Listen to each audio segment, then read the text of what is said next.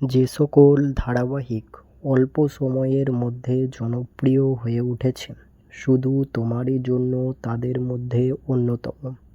Rahul রাহির chemistry এই ধারাবাহিকের মূল আকর্ষণ, কিন্তু হঠাৎ খবর আসে পায়ে ইনজুরির কারণে মেগা থেকে স্বেচ্ছায় বিদায় নিচ্ছেন শুভ্রজিৎ সাহা। তারপর থেকে প্রোডাকশন এবং চ্যানেলকে সবাই রিকোয়েস্ট করে যেন তাকে রাখা হয়, কিন্তু শেষ রক্ষা হলো না।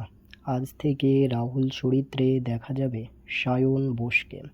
এর আগে তিনি রাজরাজেশ্বরী রানী ভবানী কে প্রথম কাছে এসেছে দুই শালিকের মতো প্রভূত জনপ্রিয় ধারাবাহিকে কাজ করেছেন। এখন দেখার বিষয় দীপান্বিতা রক্ষিতের সাথে তার কেমিস্ট্রি কতটা জমে। তো বন্ধুরা, ভিডিওটা এইটুকুই। ভিডিওটি ভালো লাগলে লাইক, শেয়ার এবং কমেন্ট করুন, এবং আরও ভিডিও পেতে সাবস্ক্রাইব ইউনিক বাংলা।